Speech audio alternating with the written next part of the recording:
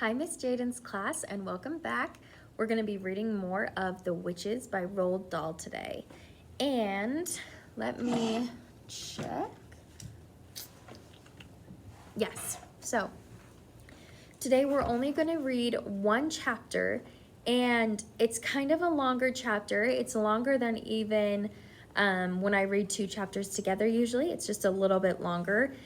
But we are going to learn about, we already learned about their plan, but we're going to learn to see if they're able to put the mouse maker potion stuff in the witch's food. So it's going to be a really, really good chapter. It's called In the Kitchen. There are no pictures yet, but just so you know, it might be a little bit longer. So hang in there and we'll get reading.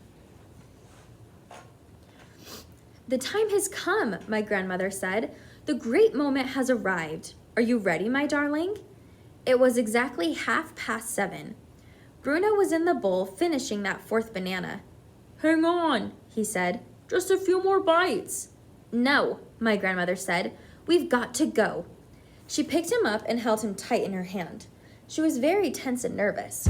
Ooh, I had never seen her like that before. I'm going to put you both in my handbag now, she said. But I shall leave the clasp undone. She popped Bruno into it first. I waited, clutching the little bottle to my chest. Now you, she said. She picked me up and gave me a kiss on the nose. Good luck, my darling. Oh, by the way, you do realize you've got a tail, don't you? A what? I said. A tail, a long curly tail. I must say that it never occurred to me, I said. Good gracious me, so I have. I can see it now. I can actually move it. It is rather grand, isn't it? I mention it only because it might come in useful when you're climbing about in the kitchen, my grandmother said. You can curl it around and you can hook it onto things, and you can swing from it and lower yourself to the ground from high places. I wish I'd known this before, I said. I could have practiced using it. Too late now, my grandmother said. We've got to go. She popped me into her handbag with Bruno, and at once I took up my usual perch in the side small pocket so that I could poke my head out and see what was going on. My grandmother picked up her walking stick, and out she went into the corridor to the lift. She pressed the button, and the lift came up, and she got in. There was no one in there with us. Listen, she said, I won't be able to talk to you much once we're in the dining room. If I do, people will think I'm dotty and talking to myself. The lift reached the ground floor and stopped with a jerk. My grandmother walked out of it and crossed the lobby of the room and entered the lobby of the hotel and entered the dining room. It was a huge room with gold decorations on the ceiling and big mirrors around the walls. The regular guests always had their tables reserved for them, and most of them were already in their places and starting to eat their suppers. Waiters were buzzing about all over the place, carrying plates and dishes. Our table was a small one beside the right-hand wall about halfway down the room. My grandmother made her way to it and sat down. Peeping out of the handbag, I could see in the very center of the room 2 long tables that were not yet occupied. Each of them carried a notice fixed onto a sort of silver stick, and the notices read, Reserved for the members of RSPCC. Do you guys remember what that means? It's like the Royal Society for the Prevention of Cruelty to Children. I think that's what it means. My grandmother looked towards the long tables but said nothing. She unfolded her napkin and spread it in the handbag on her lap. Her hand slid under the napkin and took hold of me gently. With the napkin covering me, she lifted me up close to her face. Sorry, guys. And whispered, I'm about to put you on the floor under the table. The tablecloth reaches almost to the ground so no one will see you. Have you got hold of the bottle? Yes, I whispered back. I'm ready, Grandmama. Just then, a waiter in a black suit came and stood by our table.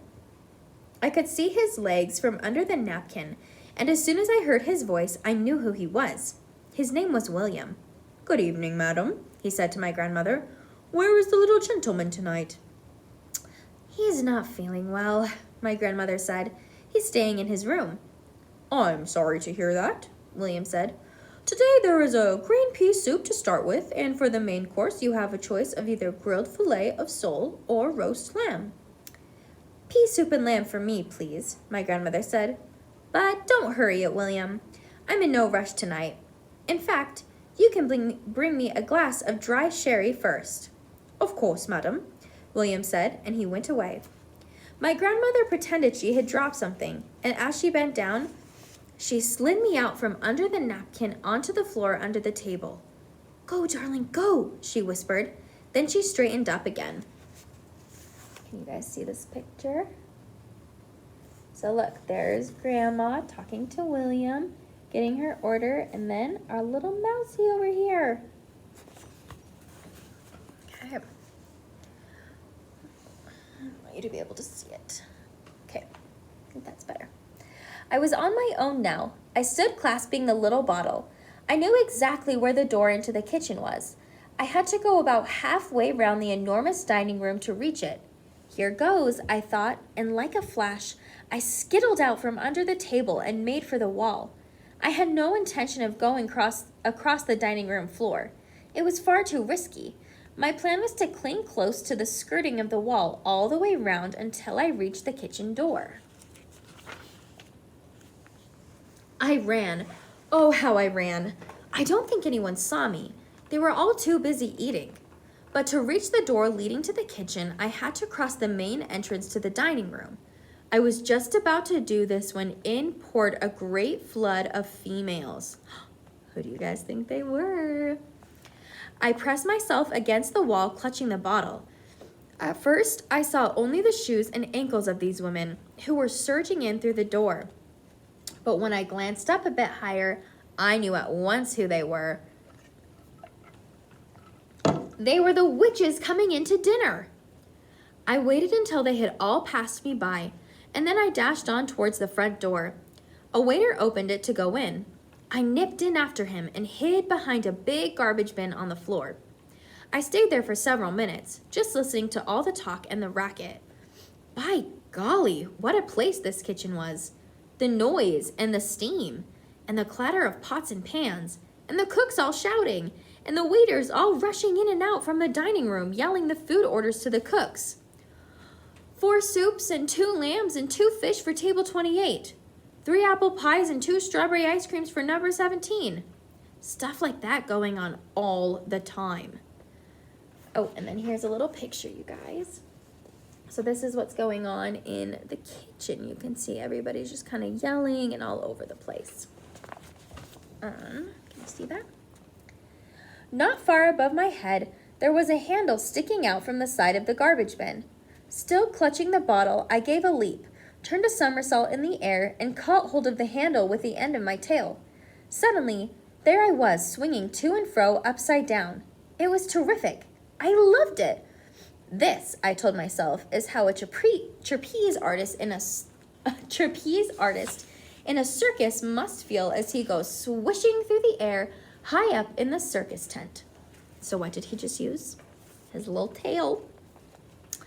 The only difference was that his trapeze could only swing backwards and forwards. My trapeze, my tail, could swing me in any direction I wanted. Perhaps I would become a circus mouse after all. Just then, a waiter came in with a plate in his hand, and I heard him saying, "The old hag on table 14 says this meat is too tough. She wants another portion." One of the cooks said, "Give me her plate." I dropped to the floor and peeped round the garbage bin. I saw the cook scrape the meat off the plate and slap another bit on. Sorry, guys, can't read. Then he said, "Come on, boys, give her some gravy." He carried the plate round to everyone in the kitchen, and do you know what they did? Every one of those cooks and kitchen boys spat on the old lady's plate. Phew. "See how she likes it now," said the cook, handing the plate back to the waiter. Quite soon, another waiter came in, and he shouted, "Everyone in the big RSPCC party wants the soup." That's when I started sitting up and taking notice. I was all ears now. I edged a bit further around the garbage bin so that I could see everything that was going on in the kitchen. A man with a tall white hat who must have been the head chef shouted, Put the soup for the big party in the larger silver soup tureen. I saw the head chef place a huge silver basin onto the wooden side bench that ran along the whole length of the kitchen against the opposite wall. Into that silver basin is where the soup is going, I told myself. So that's where the stuff in my little bottle must go as well. I noticed that high up near the ceiling, above the side bench, there was a long shelf crammed with saucepans and frying pans. If I can somehow clamber up onto that shelf, I thought, then I've got it made. I shall be directly above the silver basin. But first, I must somehow get across to the other side of the kitchen and then up onto the middle shelf. A great idea came to me. Once again, I jumped up and hooked my tail around the handle of the garbage bin. Then, hanging upside down, I began to swing. Higher and higher I swung. I was remembering the trapeze artist in the circus I had seen last Easter, and the way he had got the trapeze swinging higher and higher and higher, and had then let go and gone flying through the air. Ooh. So just at the right moment, at the top of my swing, I let go of my tail and went soaring clear across the kitchen and made a perfect landing on the middle shelf.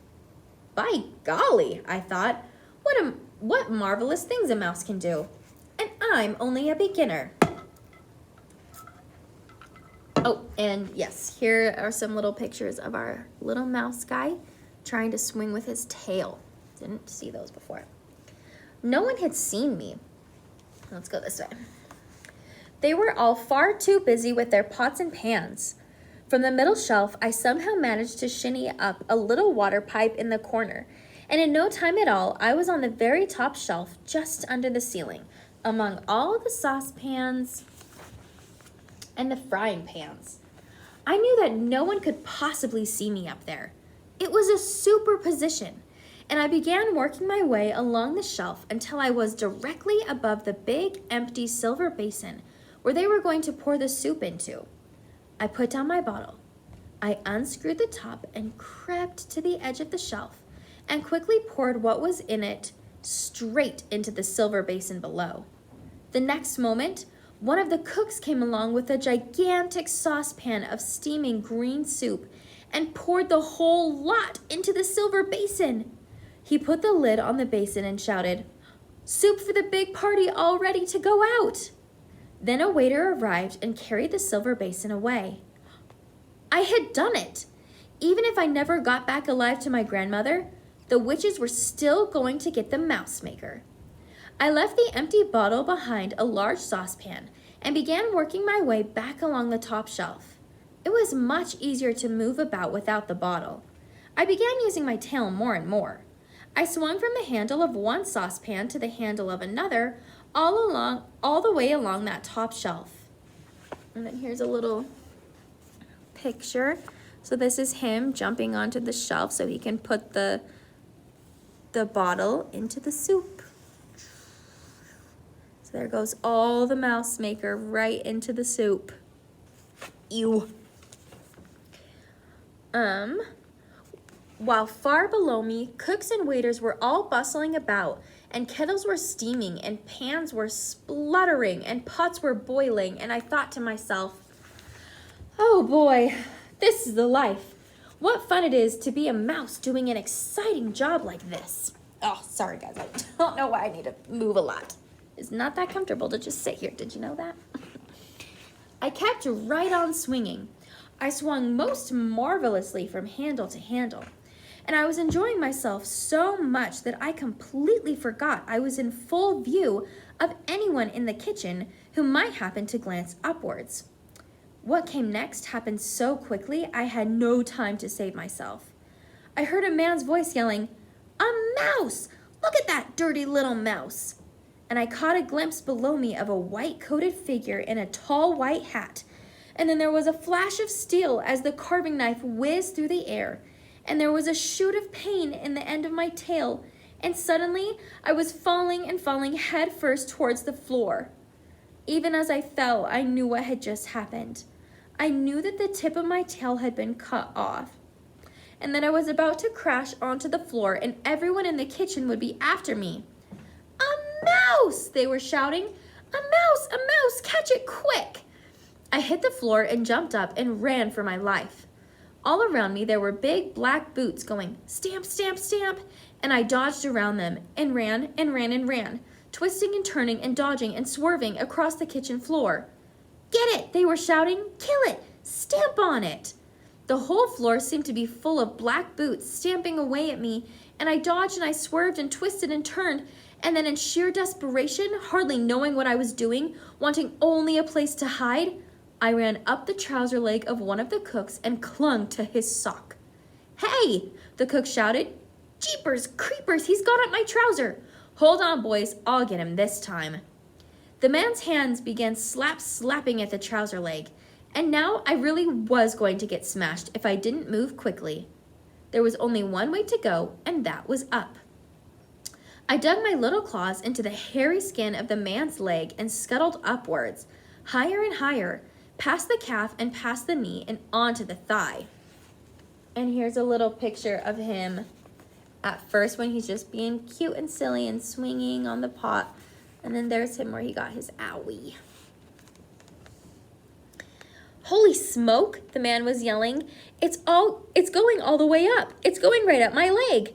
I heard shrieks of laughter coming from the other cooks, but I can promise you I wasn't laughing myself. I was running for my life. The man's hands were slapping all around me, and he was jumping up and down as though he was standing on hot bricks. And I kept climbing and I kept dodging, and very soon I reached the trouser leg and there was nowhere else to go. "Help, help, help," the man was screaming. "It's running around in my flaming knickers. Get it out. Someone help me to get it out." "Take off your trousers, you silly slob," someone else shouted. "Pull your pants down and we'll soon catch him." I was in the middle of the man's trousers now, in the place where the two trouser legs meet and the zip begins. It was dark and awfully hot in there. I knew I had to keep going. So look, guys, here's the little mouse. He's going up the pants of the guy and everybody's freaking out. And then this is everybody trying to look and find him.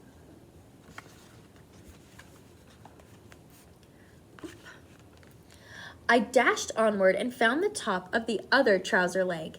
I went down it like greased lightning and came out at the bottom of it, and once again I was on the floor. I heard the stupid cook still shouting, "It's in my trousers! Get it out! Will somebody please help me to get it out of here before it bites me?" I caught a flashing glimpse of the entire kitchen staff crowding round him and laughing their heads off, and nobody saw the little brown mouse as it flew across the floor and dived into a sack of potatoes. I burrowed down in among the dirty potatoes and held my breath. The cook must have started taking his trousers right off because now they were shouting, "It's not in there! There's no mice in there, you silly twerp!" "There was! I swear there was!" the man was shouting back. "You've never had a mouse in your trousers. You don't know what it feels like." And then here are all of the cooks and everybody shouting at each other. And then here's our little baby mousie hiding in the potatoes. The fact that a little creature like me had caused such a commotion among a bunch of grown-up men gave me a happy feeling. I couldn't help smiling in spite of the pain in my tail. I stayed where I was until I was sure they had forgotten about me. Then I crept out of the potatoes and cautiously poked my tiny head over the edge of the sack. Once again, the kitchen was all of a bustle with cooks and waiters rushing about everywhere. I saw the waiter who had come in earlier with the complaint about tough meat coming in again. "Hey, boys," he shouted. "I asked the old hag if the new bit of meat was any better, and she said it was perfectly delicious. She said it was really tasty." I had to get out of that kitchen and back to my grandmother. There was only one way to do this. I must make a clear dash across the floor and out through the door behind one of the waiters. I stayed quite still, waiting for my chance. My tail was hurting terribly. I curled it round so as to have a look at it. About 2 inches of it were missing, and it was bleeding quite a lot. There was a waiter loading up a batch of plates full of pink ice cream. He had a plate in each hand and 2 more balanced on each arm. He went towards the door. He pushed it open with his shoulder. I leapt out of the sack of potatoes and went across that kitchen floor and into the dining room like a streak of light. And I didn't stop running until I was underneath my grandmother's table. It was lovely to see my grandmother's feet again in those old-fashioned black shoes with their straps and buttons. I shinnied up one of her legs and landed on her lap. "Hello, Grandmama," I whispered. "I'm back. I did it. I poured it all into their soup." Her hand came down and caressed me. "Well done, my darling," she whispered back. "Well done, you. They are at this very moment eating that soup." Suddenly, she withdrew her hand. "You're bleeding," she whispered. "My darling, what's happened to you?" "One of the cooks cut off my tail with a carving knife," I whispered back. "It hurts like billy-o." "Let me look at it," she said. She bent her head and examined my tail. "You poor little thing," she whispered. "I'm going to bandage it up with my handkerchief. That will stop the bleeding." She fished a small lace-edged handkerchief out of her bag, and this she somehow managed to wrap around the end of my tail. "You'll be all right now," she said. "Just try to forget about it." "Did you really manage to pour the whole bottle into their soup?" "Every drop," I said. "Do you think you could put me where I can watch them?" "Yes," she answered. "My handbag is on your own empty chair beside me. I'm going to pop you in there now, and you can peep out as long as you are careful not to be seen." Bruno was there as well, but take no notice of him. I gave him a roll to eat, and that's keeping him busy for a while. Oh, I don't think I showed you guys a picture.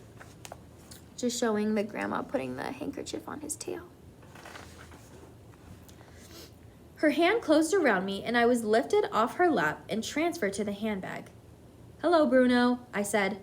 "This is a great roll," he said, nibbling away in the bottom of the bag. "But I wish there was butter on it." I peered over the top of the handbag. I could see the witches quite clearly sitting at their 2 long tables in the center of the room. They had finished their soup now, and the waiters were clearing away the plates.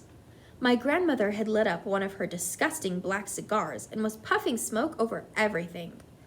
All around us, the summer holiday guests in this rather grand hotel were babbling away and tucking into their suppers. About half of them were old people with walking sticks, but there were also plenty of families with a husband, a wife, and several children. They were all well-to-do people. You had to be if you wanted to stay in the Hotel Magnificent. "That's her, Grandmama," I whispered. "That's the Grand High Witch." "I know," my grandmother whispered back. "She's the tiny one in the black sitting at the head of the nearest table." "She could kill you," I whispered. "She could kill anyone in this room with her white-hot sparks." "Look out," my grandmother whispered. "The waiter's coming." I popped down out of sight, and I heard William saying, "Your roast lamb, madame? And which vegetable would you like, peas or carrots?" "Carrots, please," my grandmother said, "but no potatoes." I heard the carrots being dished out. There was a pause. Then my grandmother's voice was whispering, "It's all right, he's gone." I popped my head up again. "Surely no one will notice my little head sticking out like this," I whispered. "No," she answered. "I don't suppose they will. My problem is I've got to talk to you without moving my lips." "You're doing beautifully," I said. "I've counted the witches," she said. "There aren't nearly as many as you thought. You were just guessing, weren't you, when you said 200? "It just seemed like 200, I said. "I was wrong too," my grandmother said. "I thought there were a lot more witches than this in England." "How many are there?" I asked. 84, she said. "There were 85, I said, but one of them got fried." At that moment, I caught sight of Mr. Jenkins, Bruno's father, heading straight for our table. "Look out, Grandmama," I whispered. "Here comes Bruno's father." Wow, good job, you guys. I know this one was really long. We'll read some more tomorrow. I hope you're liking it. Bye, guys.